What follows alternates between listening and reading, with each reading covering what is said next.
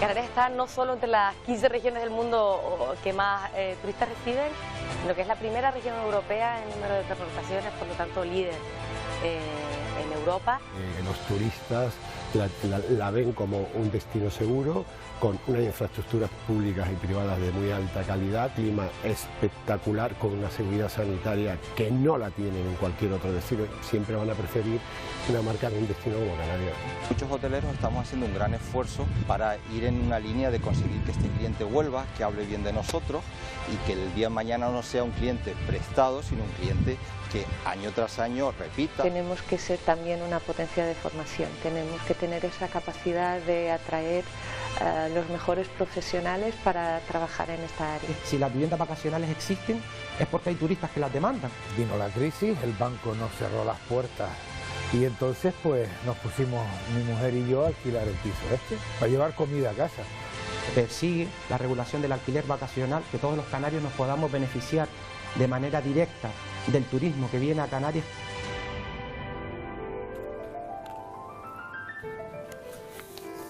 Sobre todo en los últimos años, hablar de turismo lleva aparejado también hablar en muchas ocasiones del alquiler vacacional, una modalidad que está en auge y que eligen algunos turistas que prefieren pasar sus vacaciones en un piso, en una casa, en vez de las comodidades de un hotel. En los últimos años ha aumentado el número de webs a través de las que se puedan alquilar viviendas para este uso. Según datos de una de esas empresas, el 11% de las reservas que se realizaron en Canarias en Semana Santa fueron para este tipo de alojamientos. Vamos a hablar de alquiler vacacional en las islas.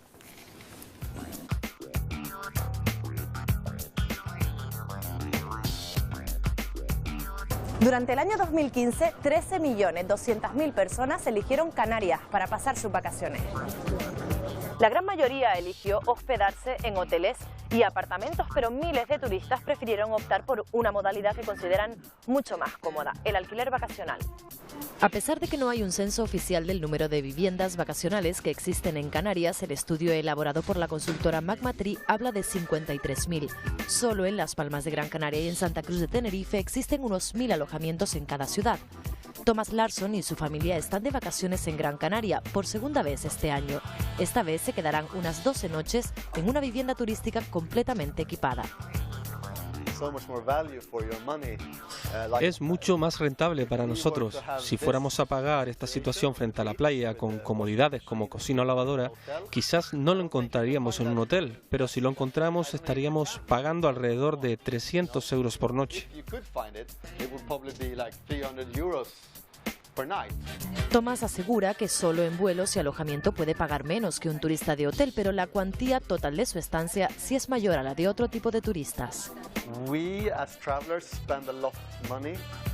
Nosotros como turistas gastamos porque comemos mucho fuera y nos encanta la cocina local. Es libertad. Puedes introducirte mejor en el modo de vida de los canarios con tus propios planes, gastas en supermercados, restaurantes.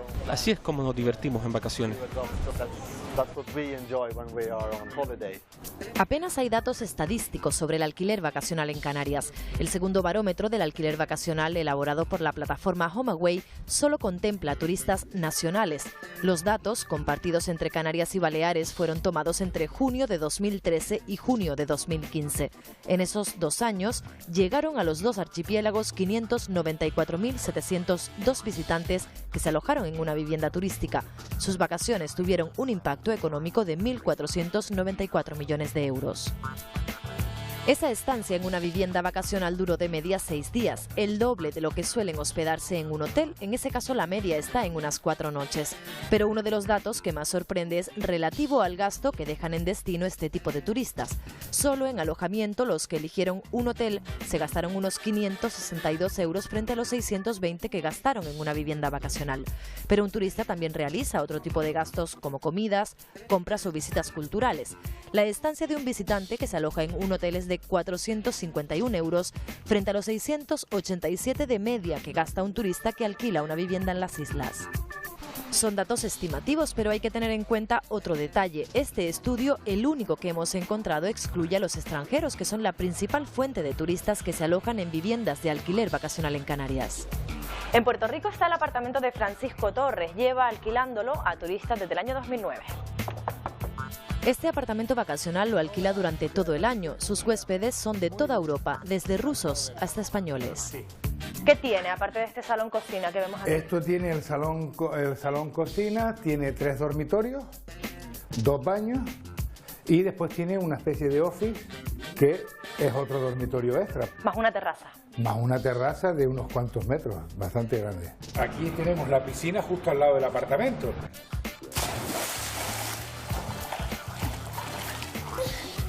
Paco, ¿por qué te decidiste a alquilar este apartamento en el año 2009? Nos decidimos porque vino la crisis, el banco nos cerró las puertas y entonces pues nos pusimos mi mujer y yo a alquilar el piso este apartamento para llevar comida a casa. ¿La estancia media de los turistas que te visitan de cuántos días? La estancia mínima, la media es de 15 días. ¿Y esos turistas cuando hablas con ellos se irían a un hotel de vacaciones en Gran Canaria, por ejemplo? No, no. El que va a un hotel, viene a que lo atiendan, viene a no dar un golpe. Y el que viene vacacional tiene menos recursos económicos, pero también quiere disfrutar de las islas. A la hora de declarar los ingresos que recibes por este alquiler, ¿cómo es el panorama? ¿Te has encontrado trabas? No. Al final del mes yo declaro ese dinero en Hacienda y al final del año se paga estupendamente y ya está. Como Paco, muchos propietarios se han unido en torno a la Asociación Canaria del Alquiler Vacacional. Surge en el año 2013 después de que la Inspección Turística interpusiera más de 7.000 sanciones a los propietarios de viviendas. Persigue la regulación del alquiler vacacional, que todos los canarios nos podamos beneficiar de manera directa del turismo que viene a Canarias. Si las viviendas vacacionales existen es porque hay turistas que las demandan. Resultado, 54 presentes. En el año 2015 se aprobó el decreto que regula el alquiler vacacional en Canarias. Se consideran viviendas vacacionales aquellas que están amuebladas y equipadas y que son promocionadas turísticamente. Su alquiler no puede implicar cambio de residencia del turista. Entre otros asuntos, especifica con qué equipamiento debe contar el inmueble y cómo debe ser alquilado, siempre en su totalidad, por lo que el alquiler por habitaciones no está permitido. En su artículo 3, el decreto determina qué viviendas se pueden dar de alta como alojamiento extrahotelero. El decreto excluye aquellas que se encuentren en zonas o urbanizaciones turísticas. Esta norma ha sido tan restrictiva que ha dejado fuera al 90% de las viviendas vacacionales que hay en Canarias. No es de extrañar que los turistas que vienen a Canarias vienen fundamentalmente a las zonas turísticas. No es entendible que usted, si tiene una vivienda en San Mateo o en Garachico, la pueda legalizar y sin embargo esa misma vivienda, si usted la traslada al campo de golf de Maspalomas o a Playa Blanca en Lanzarote, sea una vivienda ilegal, cuando las dos son viviendas. El gobierno de Canarias cedió a las presiones de los patronales hoteleros y ha dejado fuera las zonas turísticas en las que ellos tienen sus establecimientos turísticos, como si ese parte del pastel turístico les perteneciera a ellos, como si fuera de su propiedad. Nosotros lo que estamos luchando es para que se modifique este decreto y se permita el alquiler de las viviendas que se encuentran en zonas turísticas. Si yo soy un ciudadano canario que tengo mi vivienda en una zona turística, tengo tanto derecho como ese empresario turístico a alquilar mi vivienda turística. Si un propietario explotara su vivienda ubicada en esta zona en régimen de alquiler vacacional, se expondría a una sanción económica que puede llegar a los 60.000 euros. A finales del año pasado, la asociación llevó el decreto ante la Comisión Nacional del Mercado y la Competencia. Y tanto la Comisión Nacional de los Mercados y de la Competencia ya ha recurrido ante el Tribunal Superior de Justicia de Canarias esta norma, al igual que lo hemos recurrido nosotros, la Asociación Canaria del Alquiler Vacacional. Esa resolución judicial tardará meses en producirse. Mientras tanto, el Gobierno de Canarias ha solicitado la elaboración de un informe sobre la situación de las viviendas vacacionales en el archipiélago. Además, iniciará contactos con los agentes implicados para mejorar la normativa que regula esta modalidad de alojamiento, elegida por miles de turistas cada año. Incorporamos a esta mesa a Doris Borrego, que es presidenta de la Asociación Canaria de Alquiler Vacacional. Señora Borrego, ¿qué tal? Buenas noches. Muy buenas noches. Pongo una pregunta, mejor dos, sobre la mesa. Sí. Empieza usted y después ya se van incorporando el resto. ¿Es el alquiler vacacional una amenaza para el negocio habitual, turístico habitual? Y en segundo lugar, ¿es una amenaza para el entorno en el que se desarrolla específicamente el sector turístico en Canarias? Vamos a ver, la Asociación Canaria del Alquiler Vacacional lleva reivindicando desde la existencia de la plataforma hace 2 años y medio de que la vivienda vacacional no es un fenómeno nuevo en Canarias. Se puede decir que es la cuna de Canarias. Antes de que existieran hoteles ya venían turistas y se hospedaban en viviendas de canarios. Siempre ha convivido perfectamente con el turismo hotelero y extrahotelero. El problema viene en el año 2013, cuando la Ley de Arrendamientos Urbanos excluye este tipo de alquileres de la normativa y le deja a merced de las comunidades autónomas para que regulen bajo régimen sectorial estos alquileres. Ahí es donde empieza el problema, porque anteriormente nunca hemos oído nada ni hemos tenido ningún problema con el alquiler vacacional. Siempre hemos convivido en todas las zonas turísticas, no turísticas, rurales, etcétera, etcétera. El problema radica ahí. Quedamos en la ilegalidad, empiezan las sanciones y se crea la plataforma canaria del alquiler vacacional, que luego se convertiría en la asociación. Llevamos reivindicando más de 2 años y medio una normativa a la cual nos podamos acoger. Queremos cumplir normas. Negociamos con el anterior gobierno un decreto que cumplía todos los requisitos para dar legalidad y darle una salida a que todas estas viviendas se pudieran regularizar, y 2 días antes de las elecciones, sin nuestro conocimiento, fue modificado el decreto. Fueron excluidas las zonas turísticas y las zonas rurales, con lo cual ni un 10% hoy por hoy se puede regular. Tenemos como apoyo a los partidos políticos, se han celebrado 2 proposiciones no de ley en el Parlamento. Tenemos a los empresarios, asociaciones y federaciones de empresarios, de autónomos, ya he dicho partidos políticos, incluso nos mandaron a llamar desde Coalición Canaria en junio, recién entrado el decreto en vigor, pidiendo disculpas y prometiéndonos la pronta modificación ya para darle salida a la palabra del anterior presidente y al actual, que dio su visto bueno también a este decreto antes de las elecciones. Para usted es una actividad inocua para el negocio, porque hemos visto situaciones como en Barcelona en su momento, sí, en la que el alquiler, digamos, sin regulación ha dado lugar a muchos problemas en algunas zonas para los vecinos, y no sabemos si también para las instalaciones hoteleras. ¿Ustedes creen que aquí eso no podría pasar? Esto nunca ha pasado. Tanto es que nosotros le preguntamos a la directora de promoción turística, a la anterior, que cuántas reclamaciones había habido en Canarias, asunto de ruidos o problemática en la vecindad, y nos dijo que en todos estos años se podían contar con los dedos de una mano y todavía le sobraban. Es decir, nosotros no tenemos este turismo que tiene, por ejemplo, Barcelona de ciudad, simplemente comenzando ya por la lejanía.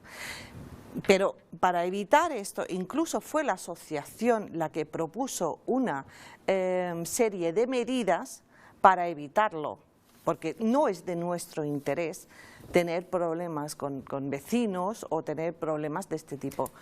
Lanzo esa pregunta a la mesa que planteaba antes. ¿Es una amenaza para el sector turístico el alquiler vacacional, en su opinión? Bueno, primero que ya nos gustaría en las patronales que el gobierno se diera a nuestras presiones, ¿no? Por matizar un detalle, ¿no? Desde luego no funcionamos así. Nosotros presentamos alegaciones a las normas, igual que hacen el resto de colectivos, y el gobierno estima las que cree conveniente, ¿no? Dicho esto, nosotros no consideramos que el alquiler vacacional sea una amenaza al sector tradicional, vamos a definirnos así, ¿no? Lo que sí hemos venido reivindicando a lo largo de todo este periodo es que si a un hotel se le exigen una serie de normas para poder abrir de cara al público, lo que no entenderíamos era que a otra actividad denominada también turística no se le exigiera, o se le exigiera un minimorum, ¿no? Digamos que, bueno, prácticamente, como ha pasado en otras comunidades autónomas, prácticamente, bueno, apúntese esto en un registro y empieza a funcionar, ¿no? Porque efectivamente, cara al cliente hay que tener una serie de garantías. Cuando pasa algo en un hotel, usted va a la recepción, se queja y pasa algo. Intervienen los servicios de inspección turística y si el cliente tiene la razón, pues el hotel será sancionado, tendrá que resarcirle de ese tipo de daños ocasionados. Pero lo que nosotros venimos reclamando a lo largo de todo este periodo es que no puede ocurrir que, además, primero porque entenderíamos que violaría uno de los principios sagrados, que es el principio de unidad de explotación, que rigen en zonas turísticas, sobre todo para establecimientos extrahoteleros, y por lo tanto no tiene sentido que a un establecimiento turístico se le diga dónde se puede construir un hotel y bajo qué régimen y con qué normativa, y a otras actividades turísticas digan, no, empiece usted a funcionar y ya veremos, ¿no? Eso es a lo que nosotros nos oponemos. Señor Fraile. Bueno, de nuevo, poco más que añadir a lo que ya ha dicho Juan Pablo. Es decir, amenaza ninguna, todo lo contrario, nosotros creemos que es una oportunidad que se puede aprovechar perfectamente tanto por los propietarios de las viviendas como por nuevos empresarios que puedan surgir, que tengan intención de llevar a cabo un negocio de este tipo, de alquiler de vivienda vacacional. Lo que estamos totalmente en contra es de que se viole algo en lo que llevamos trabajando y luchando tantos años, que es el principio de una explotación, que cuesta muchísimo trabajo, ha costado muchísimo trabajo poner un poquito en orden, que no demasiado, un poquito en orden. Coincido con la señora Borrego de que se ha estado de alguna manera vulnerando esa norma precisamente con alquileres de tipo vacacional, pero son ilegales, está claro, han sido ilegales cuando lo hacían antes y son ilegales ahora. Por tanto, no, perdóneme, pero no me sirve, quiero decir, lo que es ilegal, lo haga quien lo haga y beneficie a quien beneficie. Es decir, era ilegal que en un edificio de apartamentos que tenía que cumplir con el principio de una explotación no se hiciera y una parte de los apartamentos se explotaran como vivienda vacacional antes de la norma, y es ilegal actualmente con la norma. Y yo creo que la línea roja, ahora que está tan de moda esa expresión, la línea roja de los empresarios es que en el mismo sitio en igualdad de condiciones, es decir, y donde hay una instalación turística no puede haber otra al lado que tenga unas condiciones diferentes, se llame como se llame. Por tanto, a mí me parece que el decreto se podrá mejorar, y además lo tiene que hacer por sí o sí, porque le obliga al Tribunal de la Competencia a que lo modifique de alguna manera. No sé si es así.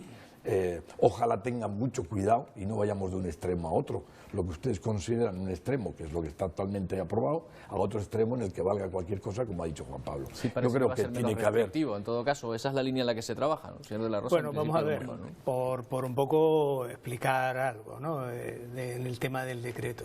El decreto desarrolla, o el decreto se basa como en tres grandes temas con relación a la vivienda de uso turístico.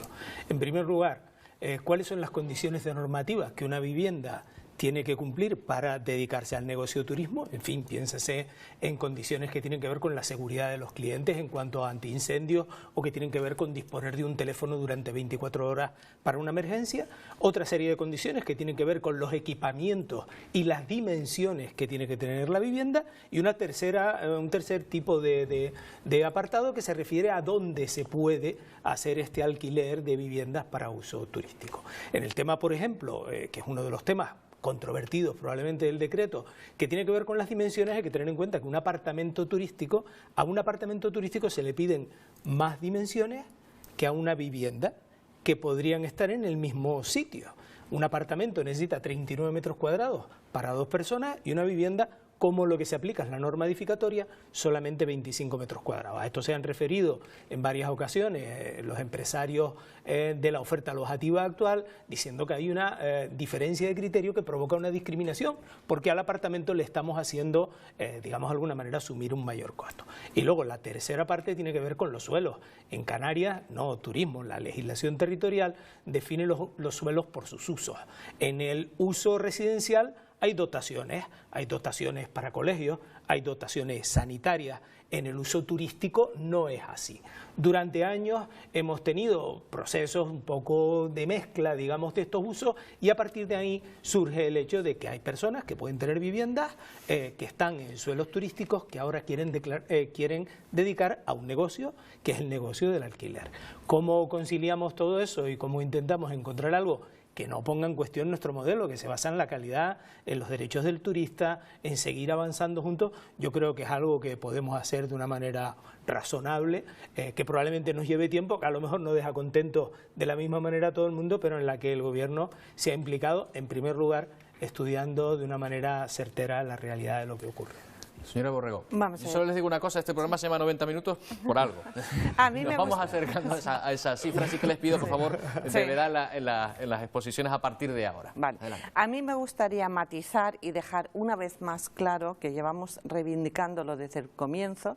La Asociación Canaria del Alquiler Vacacional en ningún momento ha reivindicado la abolición de la unidad de explotación. ¿Qué significa esto? Nunca hemos luchado que en unos apartamentos turísticos se pueda alquilar vacacionalmente. Con esto yo creo que estamos de acuerdo, pero sí en viviendas, y viviendas sí existen. Y me gustaría... ¿Podría explicarme la explicación, o sea, darme la explicación, explicarme la diferencia? Sí. Apartamentos turísticos están en suelo turístico, es decir, están sujetos a la unidad de explotación, tienen que tener una empresa que los explote, con recepción, etcétera, y yo puedo tener una vivienda en una zona turística, pero no deja de ser una vivienda. Puede tener un apartamento, por ejemplo. No, apartamento se confunde con apartamento turístico. Una vivienda en un complejo residencial, vamos a llamarlo así. Pero no es lo que nosotros llamamos habitualmente un apartamento. Sí, sí, pero lo digo para hay que matizar. Las personas hay que matizar. Yo si compro un apartamento turístico, o cuando compré un apartamento turístico, sabía que me atenía a la ley que dice que solo puede explotar ese complejo una explotadora. Y yo puedo comprar un apartamento o una vivienda en un complejo sin recepción y sin obligación a someterme a esa explotación. Ahí está la diferencia. Nosotros siempre hemos respetado la unidad de explotación y hemos dicho no, pero hay muchas viviendas en las cuales sí se puede explotar, pues siempre se ha hecho. Es decir, se ha alquilado privadamente. Y luego me gustaría matizar otra cosa. Se está hablando de la Comisión Nacional de los Mercados de la Competencia que ha recurrido. Nosotros hemos encargado un informe a un profesor titular de Derecho Administrativo de la Universidad de Las Palmas de Gran Canaria, de más de 100 folios, donde refleja que en el actual decreto se están vulnerando desde la primera hasta la última ley. Nosotros reivindicamos que no se vulneren las leyes, que el Gobierno de Canarias respete nuestros derechos, como han hecho en otras comunidades autónomas. Señora Borrego, parece claro que a ustedes, me refiero a los empresarios turísticos habituales, se les exige una serie de cuestiones, se quejan de que no se les exige a ustedes, pero también es verdad que quizá haya clientes para todos, es decir, haya clientes que a lo mejor prefieran ir a un apartamento de este tipo que no a un hotel, pese a que les pueda resultar más cómodo. ¿Hay clientes para cubrir toda la demanda? Es decir, a lo mejor no se hacen competencia unos a otros. No, yo no creo que exista un tema de competencia, y como bien se comentaba en la entradilla, en el reportaje, Internet ha facilitado muy mucho la puesta en común, en este caso pues del propietario, del anfitrión, con el cliente, ¿no? Por lo tanto, claro que lo hay, o sea, habrá gente, incluso cualquiera, a lo mejor en ciudades europeas, este tipo de turismo está muy extendido, porque además por los precios de los hoteles, que son a veces pues excesivamente altos, ¿no? Para el tipo de turismo que es quedarte en el hotel solo para dormir y el resto del día estás visitando la ciudad. Por lo tanto, esta alternativa, lo que ocurre que a nosotros nos preocupa también son dos conceptos. Uno, el tema de, incluso hay alguno que ha hecho la publicidad que nos llama la atención y dice, quédate como un hotel pero a mitad de precio, ¿no? Los costes de explotación de un establecimiento evidentemente obedecen una estructura de costes, en el caso de una vivienda o una vivienda aislada o digamos integrada en un bloque, no se corresponden igual. Pero bueno, sí nos gustaría, dado que en el caso de los empresarios tradicionales hay una fiscalización como corresponde además a todo ese tipo de gastos y por supuesto tiene que pagar los impuestos correspondientes, que haya también digamos una claridad en ese tipo de declaraciones, cosa que no lo sabemos, yo no lo pongo en duda, pero... O sea, que paguen los impuestos igual que los tienen que pagar ustedes. No todo, o sea, si nos consta, y lo hemos hablado con la Inspección de Turismo, no todos los apartamentos, digamos que ahora mismo están en explotación de alquiler vacacional, corresponden a personas residentes en Canarias, también hay una parte de ellos que corresponde a personas no residentes, y que nos gustaría saber si esas personas dónde tributan y cómo tributan, porque los empresarios que tienen hoteles aquí sabemos dónde tributan, ¿no? Los empresarios hoteleros. Y, bueno, pues entonces nos parece... Y un tema también que nos parece interesante e importante aclarar es el papel de las OTAs, digamos las empresas que intermedian. A veces, como se suele decir el dicho, blanco y el botella es leche, ¿no? Bueno, pues nosotros sabemos lo que es una agencia de viajes online que presta una serie de servicios de intermediación y esas empresas que cobran una comisión, porque yo creo que a veces es un eufemismo llamar economía colaborativa, que hay un intercambio monetario, una persona que se quiere quedar en una vivienda, que la alquila, paga por ello, el anfitrión recibe una cantidad y la persona que intermedia, en este caso la empresa, cobra una comisión. Si cobra una comisión y está ofertando un servicio de intermediación, funciona aquí en Tombuctú, se llama agencia de viajes y por lo tanto tiene que funcionar como tal y someterse al reglamento que ella se somete. Nos quedan 2 minutos, a mí me van a perdonar el atrevimiento, no sé cómo lo ve usted, señora La Rosa, pero casi que veo que no hay tantos problemas insalvables, así de entrada. Luego habrá que sentarse con todos ustedes a una mesa, pero así de entrada no parece que haya problemas tan insalvables en principio para que ambos sectores puedan convivir. No debe haberlos, no debe haberlos. ¿O hay alguno que ustedes dicen es que este en concreto va a ser muy difícil? Ya se ha dicho, nosotros, vamos a ver, habría que empezar por el principio. Se habla de viviendas vacacionales o viviendas turísticas y no de turismos vacacionales, de viviendas. Es decir, estamos intentando invertir los términos y eso ya provoca una distorsión, sea como sea. Es decir, lo habitual, lo normal, lo que en otras partes sucede es que una vivienda en medio de una ciudad, en medio de un pueblo, se alquile como vivienda turística. Aquí pretendemos que lo que ya está regulado, que son apartamentos turísticos, se conviertan en viviendas vacacionales. Y ahí es donde se distorsiona el problema. No. Es así. Si no fuera por esto no habría ningún problema. A nadie le preocupa que haya un crecimiento del número de turistas que llegan a Canarias y que vengan a las viviendas vacacionales. A mí, por lo menos personalmente, ni a mi federación le preocupa. Lo que le preocupa es que se haga dentro de las zonas turísticas en las cuales llevamos muchísimo tiempo trabajando para que se respete una calidad, como muy bien ha dicho el viceconsejero, con unas normas que tienen en cuanto a las superficies de los apartamentos y que al lado mismo de mi apartamento, que tenga unas exigencias, haya otro que se pueda alquilar sin las exigencias que yo tengo. Naturalmente lo venderán más barato y alguien se quedará encantado a lo mejor de quedarse allí, pero desde luego está distorsionando el mercado, eso no cabe duda. A nadie le preocupa, insisto, que en Las Palmas de Gran Canaria alguien alquile una casa en la avenida Escaleritas o donde fuere. En absoluto, o en la zona de playas canteras. 30 segundos. El cliente igual invierte menos en el alquiler, pero revierte muchísima más economía en las empresas de alrededor. Se ha explicado perfectamente. Y como solo tengo 30 segundos, la Asociación Canaria del Alquiler Vacacional se conforma con que el Gobierno de Canarias respete las leyes superiores que a nosotros nos bastan totalmente, que ahora mismo se están vulnerando. ¿Por alusiones? Por alusiones o por alucinaciones, quiero decir, el Gobierno de Canarias las ha respetado y nuestros informes jurídicos así lo dicen.